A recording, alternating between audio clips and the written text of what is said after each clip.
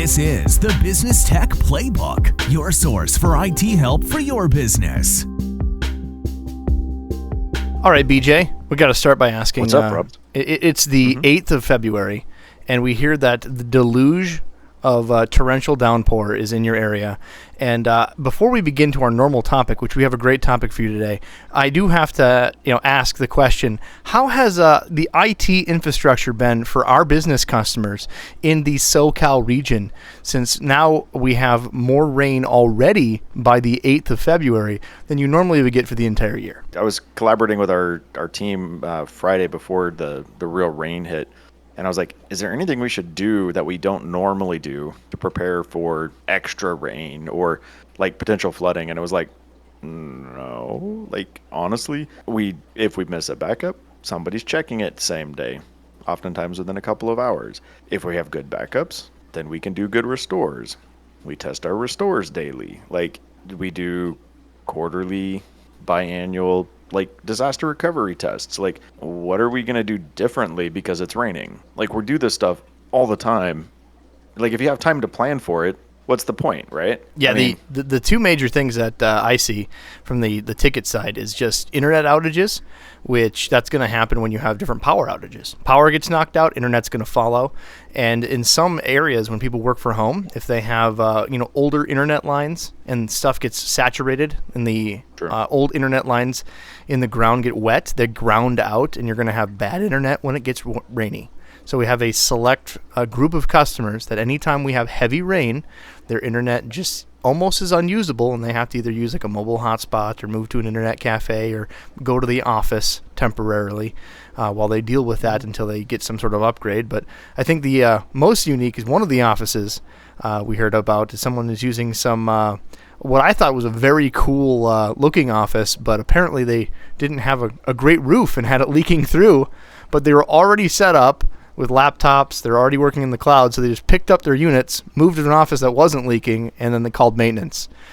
So I honestly forgot about that because like everything just kept working from our perspective. Like, yes, there were some facility issues, but for the most part, I would say we probably had some end users working from home. Like our clients that are work from home probably had more issues than our clients. Like, if that makes sense. Like, it's not the internet at the client that had an issue. It's not the power that necessarily even had an issue. It's literally, when you have 500 users, of which several hundred work from home. I mean, the work from home evolution was a big change for us because we went from having, if we had 30 clients, that meant we managed, 30 to 50 internet connections. Well, we have one client with 70 work from home employees. So that means we manage the internet connection of their office and 65 or 70 like home internet connections. I mean, we don't directly manage them, but we now have to troubleshoot substantially more things. I'm your host, Rob Olson. Yep. And I'm William Pote, owner of eTop Technology and co-founder, whatever, on this podcast with Mr. Robs.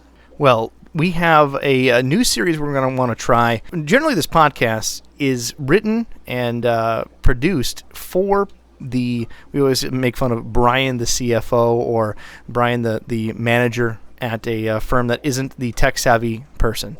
And we try to translate the tech alphabet soup, the nomenclature, and clarify so you can make clear business decisions for IT in your business. Doing this podcast, being the many episodes that we're in, we find that, yes, Brian, the CFO, does listen to this podcast, but we also have a lot of people in our field that want to listen in to seeing what we're talking about to the CFO. So we're going to do a couple different episodes here every now and again, specified for the technician. So we're going to call it Tech to Tech. If you're listening in, this one's for you, Brian, the CFO. Listen on in if you want to get some of our insights here. We're still going to translate the alphabet soup and nomenclatures along the way.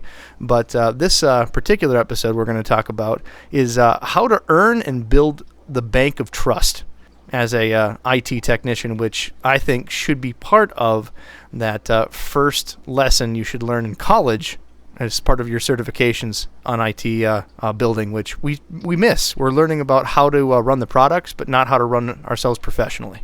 Well, we actually did in our staff meeting yesterday, Brandon, our senior IT manager, covered, I think, a lot of the steps that we need to build good, to kind of fill the bank of trust, as it were. And then I'm excited to go into this. It's a pretty big topic.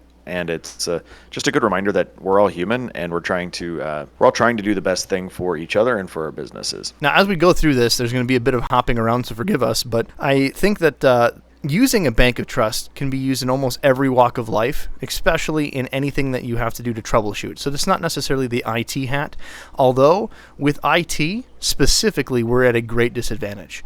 You have to assume that the person that's going to be calling into you or asking for help is already in a bad mood. They're not going to want to call you.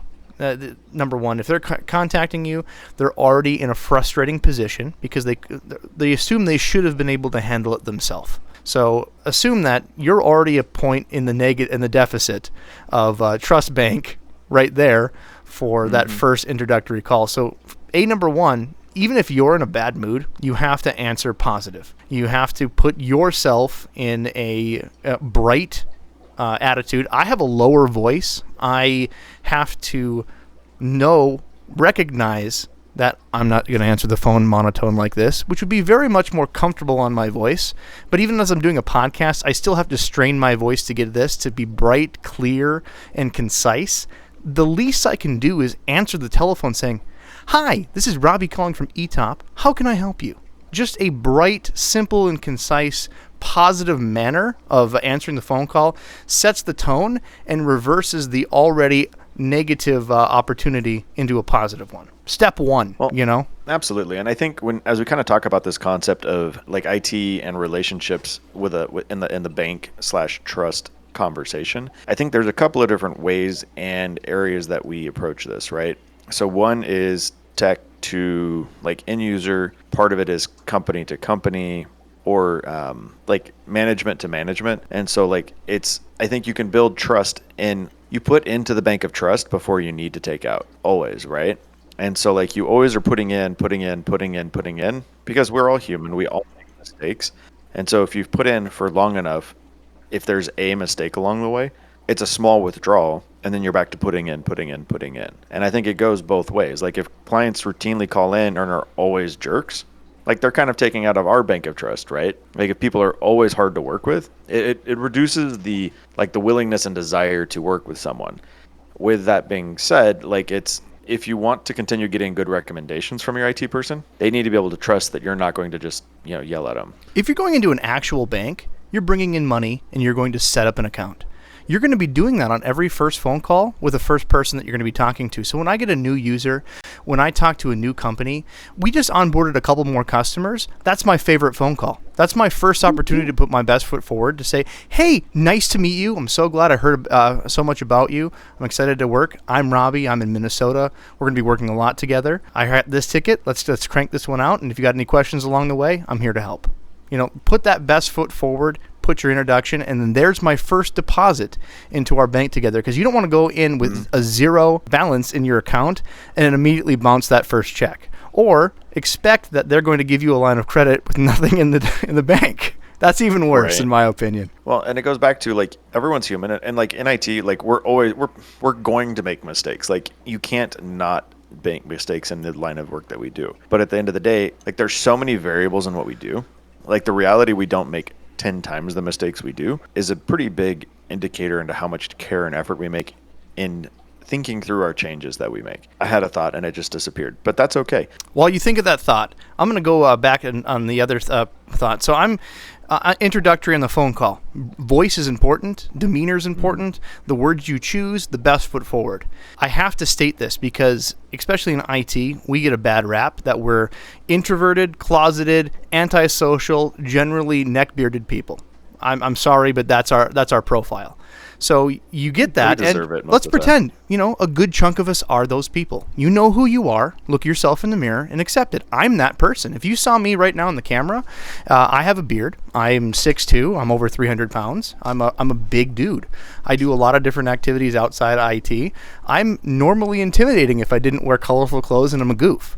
If I didn't say a word, you'd look at me and just see in the grocery store and might be intimidated. So my personal appearance, if I don't look professional, if I have unkempt hair, if I don't put my personality overwhelming my looks, I am already down a peg just from people being intimidated from me being a tall, big guy. Now, put that for your personality and know that you need to come in looking good. You need to make sure that it's not just about being attractive in appearance, but also putting your demeanor forward. When you're talking to someone, exuding confidence, putting out that handshake, to being the first one to talk, saying, how can I help you? And not just ignoring someone as you go about your day. And fighting the urge to be the introvert, because you have to build that trust somehow. And that's the only opportunities you're going to get to do it. One point specifically for me that I have a problem with. I have a eye condition called photophobia. This was a big problem for me for many years. I have mass light sensitivity. I look at monitors for a living. So without some sort of shade on my glasses, I get mass migraines, vomiting in 4 hours type migraines. So the doctor said, well, you're just going to have to wear shaded lenses. Well, that makes me look like I have dark shaded glasses wherever I go.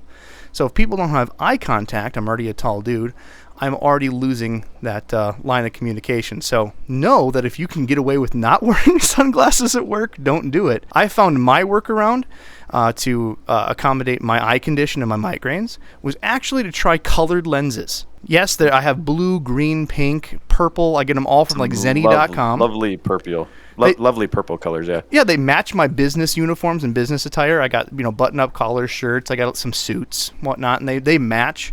And they're enough to keep the headaches at bay, but then people can still see my pupils, which for some reason, having eye contact for people is a big thing. If I wear shades all the time and I'm in person, they're going to lose that. I work at home, so I can still wear some of my shades at home, but if I'm in person, I'm going to lose those shades on purpose, and I'm going to go get the colored glasses to have an interpersonal conversation, because I know that I only have a few of those opportunities to start depositing my first deposits in that bank of trust. Well, and I'm kind of an interesting IT folk in the fact that I am technically introverted, but I sit really on that fine line of somewhere between introvert and extrovert. And I really like people. I really, really like people. But at the same time, sometimes I can get very in my own head, and I have to be really intentional about my phone presence and how I'm working with and interacting with people. Because I can go really deep into thought and just kind of forget that I need to come out and be a human for a few minutes. Because sometimes we are solving really big, complex issues, and then you have to remember to humanize it. I mean, a big part of this podcast for me has been training myself to use human language to explain technical concepts. Like that, this is it's not the entire point of it, but it's been a really cathartic exercise for myself to learn how to better speak to our clients and to better formulate my opinions in a relatively low-risk environment. It's definitely the main recipe of our podcast, though, to clarify that to Brian, the CFO. Mm-hmm. Well, it's like the goal for especially being a managed IT provider, we have to be way more business focused than IT focused. We have to be way more customer service focused than IT focused. IT is what we happen to do, but we have to be a very customer oriented, client oriented kind of company, because people aren't going to work. Like, being a vendor it's a lot easier to fire us than firing Bob, your IT guy, who's in the corner, who is a neckbeard and doesn't like people and is just kind of a jerk. But like, he gets things fixed, and as long as you feed him, cookies every now and then, like, he's probably going to be okay. Like, you wouldn't accept that from us. We have to be really intentional about it. Yeah, unfortunately, there's elements that yes, it may not be your personality profile. You're still going to have to find ways to adapt your personality a bit, to find ways to adapt to a bank of trust. And the intros are going to be the most rough for someone introverted, but you can still be kind, courteous, and professional, and you will be blown away with the smallest things. Doing that is just from the simple fact of introducing yourself, and even the wrap-ups in the phone call. I read a lot of different self-motivation books. There's This Is Marketing. There's a lot of different ones. And one that I picked up, I really don't remember the book. They stated that if you state people at the end of phone calls, telling that you appreciate what they did, appreciate what happened, just saying that you appreciate them, you'll get a long way. So I did a measurement. My phone calls, hey, I appreciate you. Have a great day.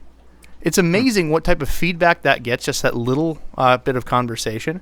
That you don't have to be a super extrovert to just go that one little mile and get that much more out of that bank of trust built. Well, and that's the thing. I think probably the biggest thing that we discussed yesterday even is none of these things are particularly groundbreaking. It's just bringing the human element to every conversation and being intentional about saying thank you, we appreciate you, going that extra mile. Like it's consistently putting, deposits into the bank of trust, especially as a technician, especially as somebody who's not in a management position. Like you don't have influence over changing things at the customer necessarily or the client necessarily. And so it's like you have to use that trust that you've built to help make decisions and changes, and then flow that up into your management team. Mm-hmm. So there's a lot of elements in there that you have to kind of work through to build trust. So next thing that I would go over to build bank of trust is, people say, well, get to know them, details back and forth. You don't get that opportunity. So let's be real here. If they're calling in, you get a hello, I'm Robbie. I'm from eTop. How are you is about the extent of it, and they want their stuff taken care of. If you're doing more than that, you're going to be delaying the ticket, and you're going to frustrate them even more. So stop, hear them out. Just say, I have a ticket here. You said this. How can I help you? So much of taking care of like problems from a technical perspective is really just being incredibly sensitive to understanding what they're actually trying to say and fix. Right. Because most of the time people don't know what to do. Or if they knew what to do, they'd fix the problem themselves, right? So like you said, they're already frustrated, they have to call in, or they're already trying to figure out like what needs to be done. And then it's our job to intuit, not the company, but think through. It's our job to intuit like what the actual problem is. Like how do you hear through what they're actually saying? Like we've intentionally been moving away from the kind of like the technical methodology or conversation that users lie.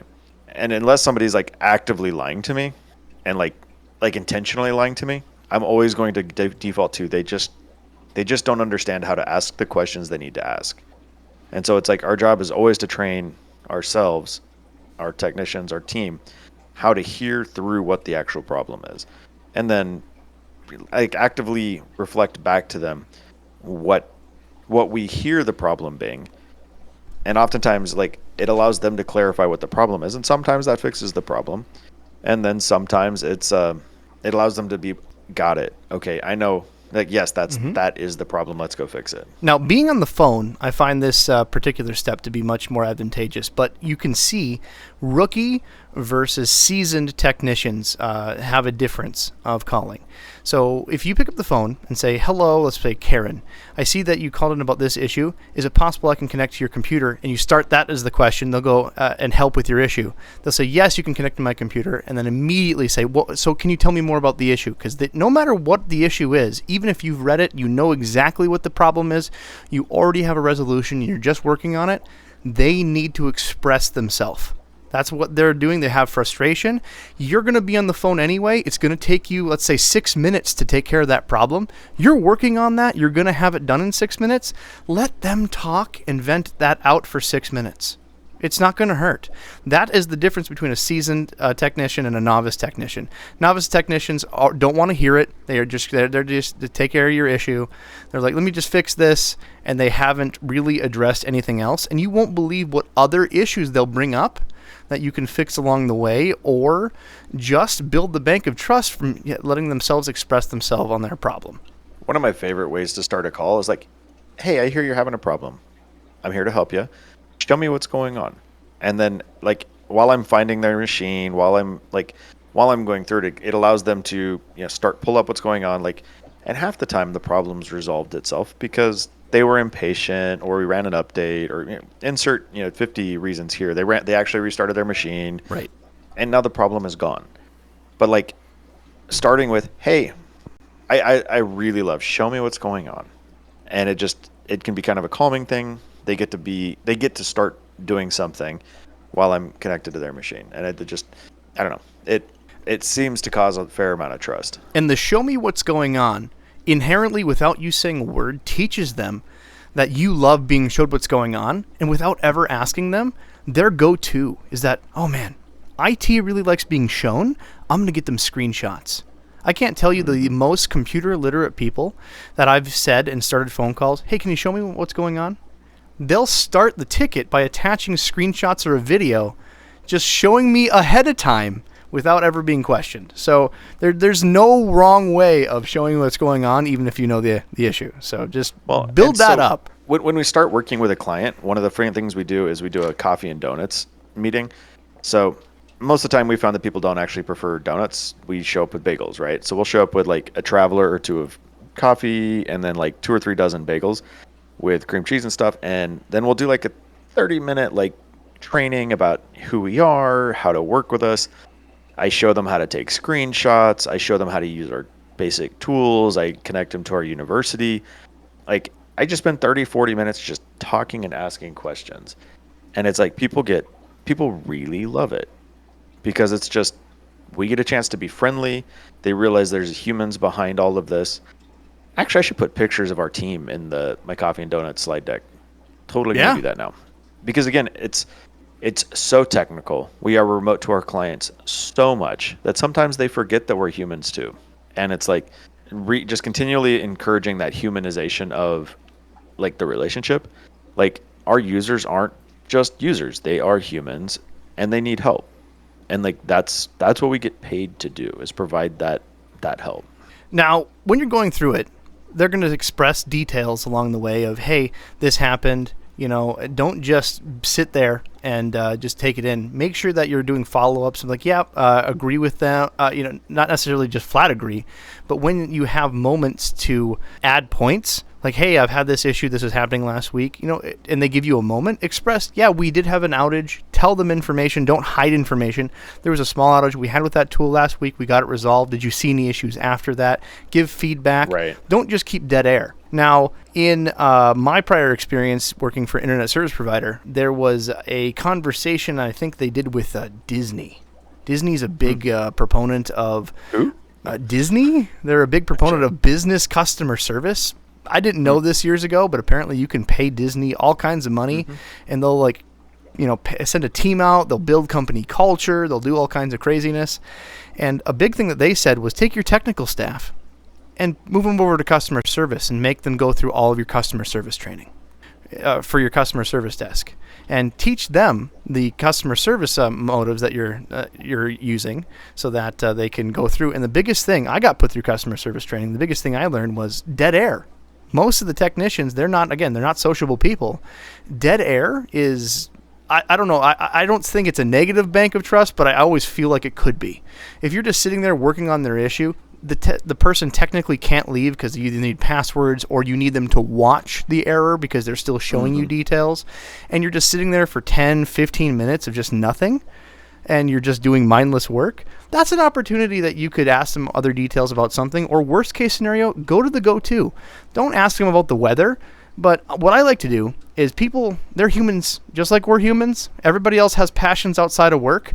Ask them, hey, have you done anything for fun lately? That's the go-to. I don't know a lot of people that just flat out say, no, I don't do anything for fun. They'll tell you about weird random passions. I got a customer, he'll tell me about that he has airplanes and he goes out every weekend. Another guy is huge into pottery, sculptures. You'll get the craziest conversations.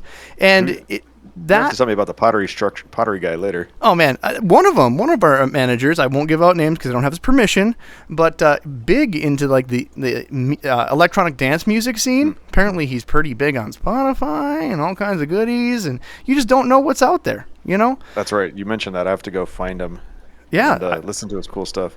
Sometimes I love EDM. Yeah, sometimes you'll find something that you both relate in, and all those little things, they'll remember that you were the IT guy that at least made their painful call more enjoyable while they had to suffer anyway. It didn't change the fact you're still going to be fixing their issue. It's still going to be the same result at the end of the day, but darn, they sure felt better during that rough time than they did before. And that was just from me doing training at customer service and not the IT tech role. I learned that from people taking payments. One of our friends, we jokingly call it the Gen questions. So like, it's the questions that cause you to think because they're not, how are you doing? How's the weather? How's work? It's like, what does, like what, it's similar to what you're talking about. Like, what do you do outside of work for fun? Like, what's what type of vacations do you like going on? And it just allows people to start asking.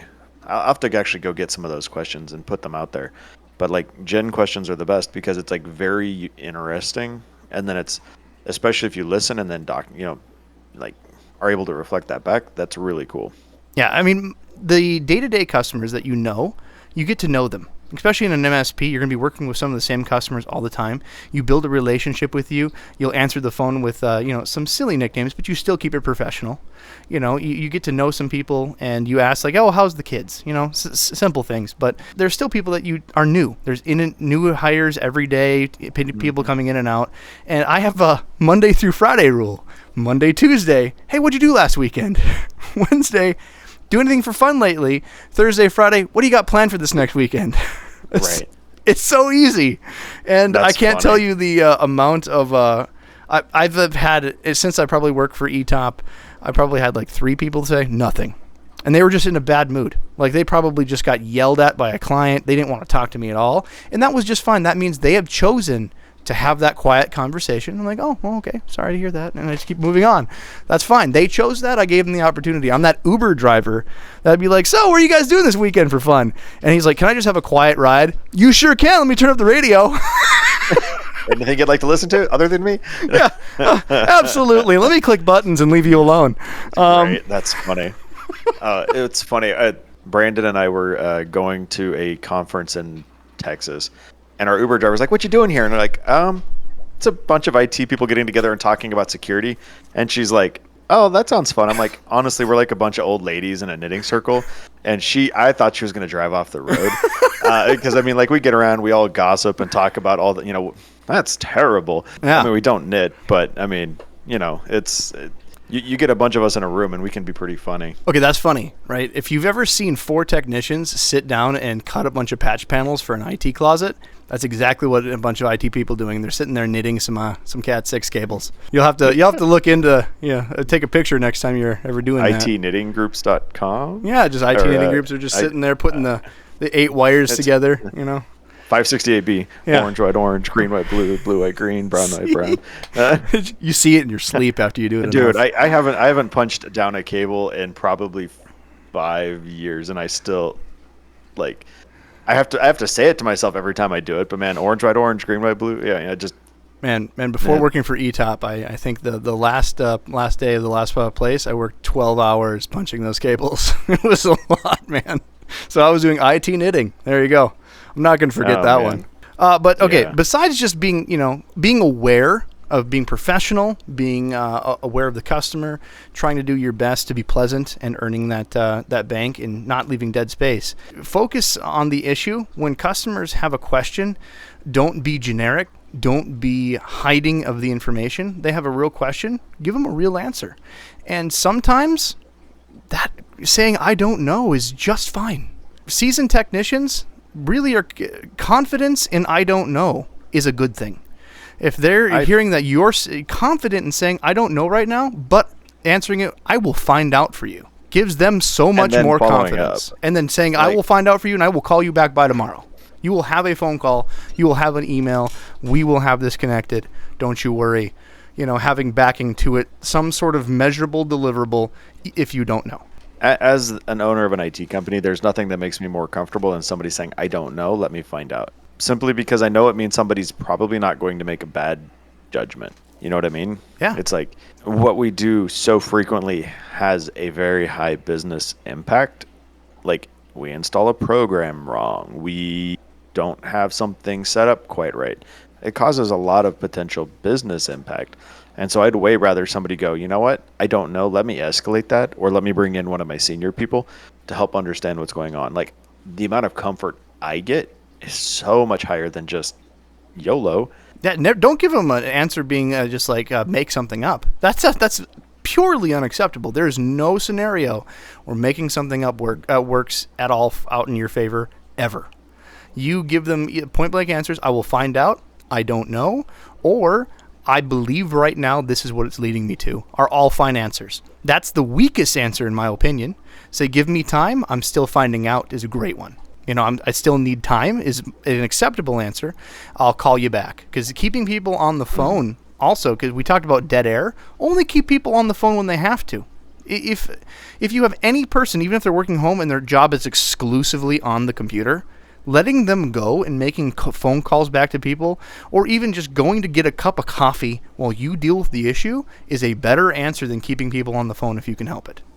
So, well, and then it's also just showing situational awareness. Like for example, this was a couple years ago. One of our team was working on a problem and kept somebody past closing time by like 20 minutes. And then the owner got back to me and was like, "Hey, next time don't do that." Because I had to pay PTO or I had to pay OT to my person. And we were just like, "Oh, shoot, sorry. We just didn't even think about it."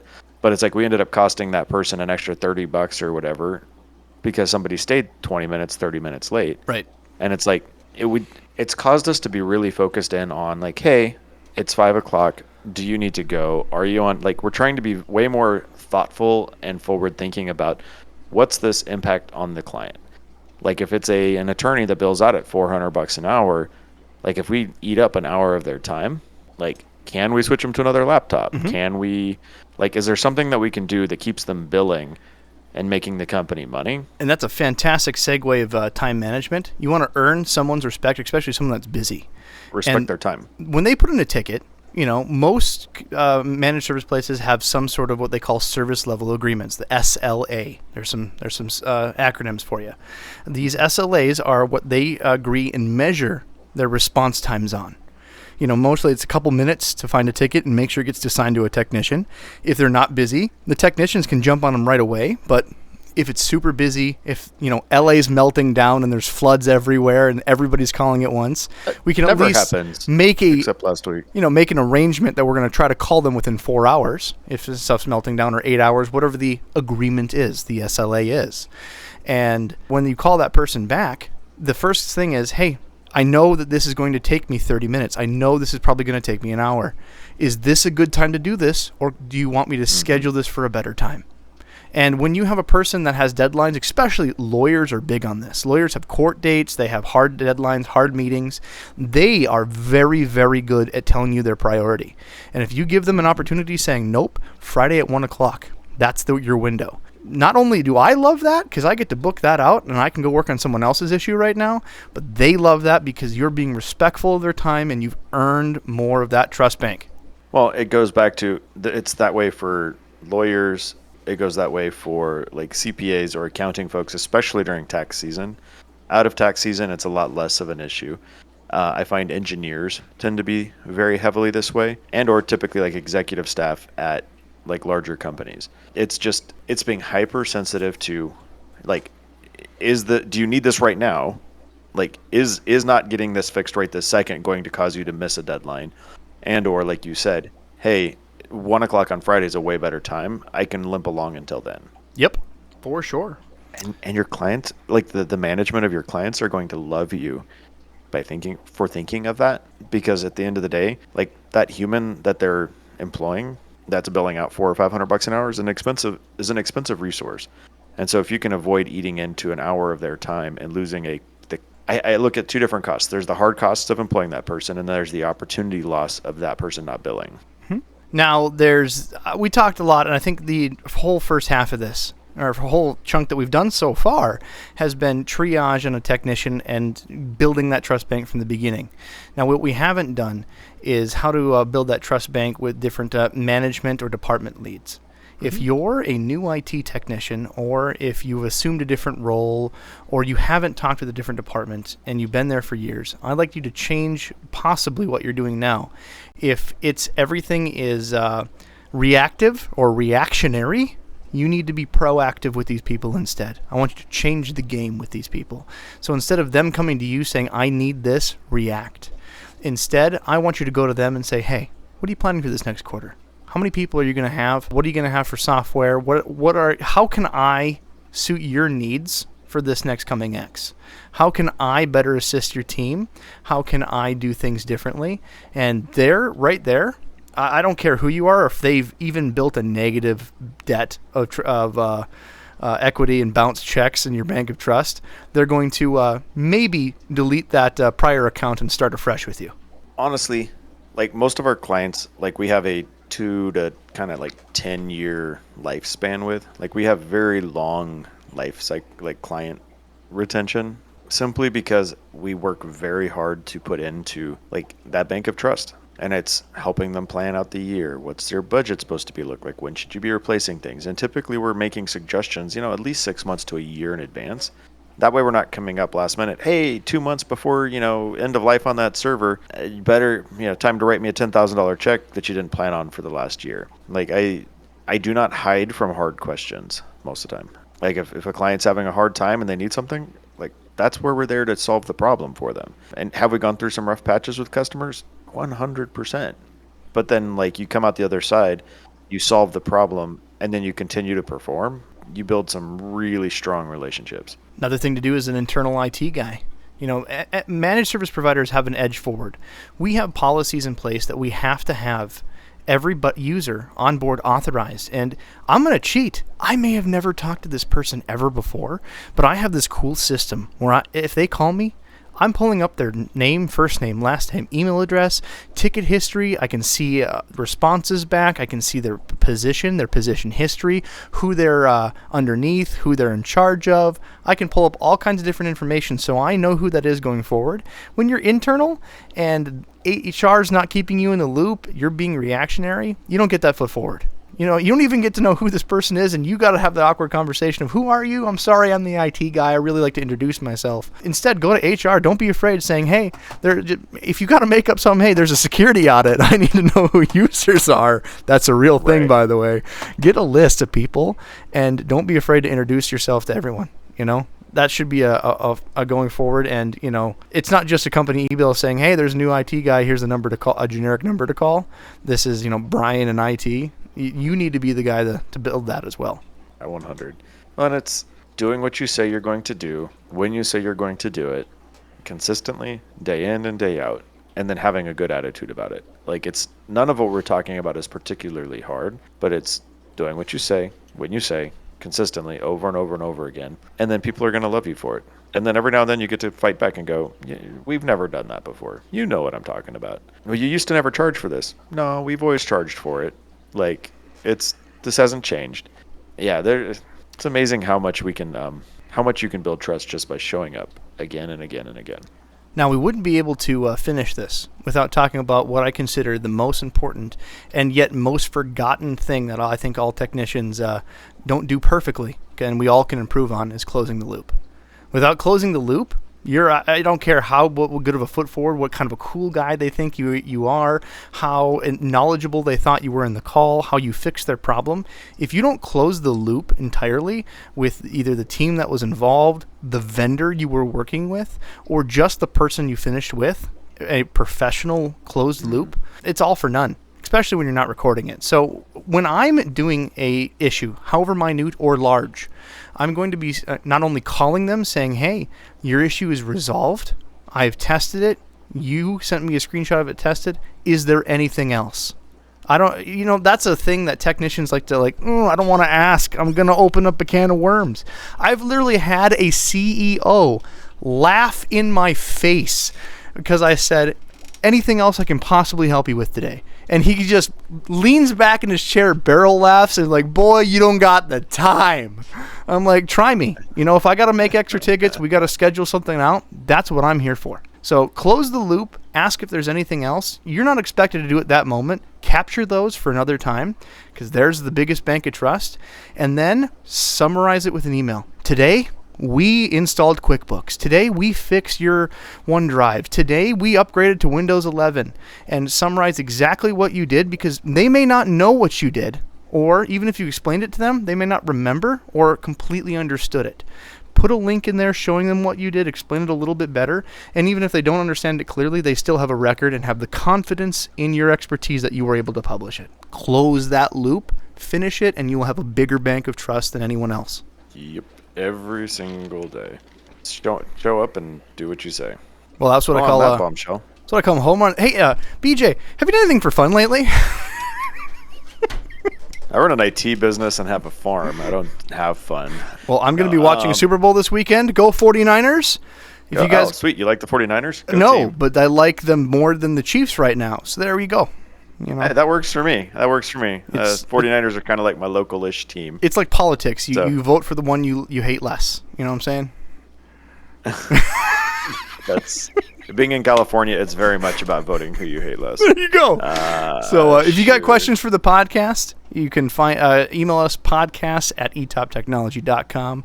You can go to our website, businesstechplaybook.com. BJ, you can find him on LinkedIn. Send him help, HALP. Please don't send me help. Help. I need help. And I need somebody help. I think not just anybody. I have enabled notifications on LinkedIn, so I think people can message me as well. I'll try. It's the real Rob Zolson. You just type in Rob Zolson, ROBBZOLSON, and you'll find a dude with colored glasses. Guarantee I'm the only dude on there. If it's not purple glasses, it's not Rob. Pink and green is what I'm thinking I'm on there with an orange shirt. He's labeled as a fish expert in a place called near Fargo, Moorhead. I don't know, wherever that is. It's he's something farther wood north chippers than the majority of Canadians. Yes. So we'll just leave it at that. Yes, I am. And it's 45 degrees in February. It's 38 here this morning, so I'm warmer than California. Yeah, this is a really weird world that we live in, that California is freezing our proverbial backsides off.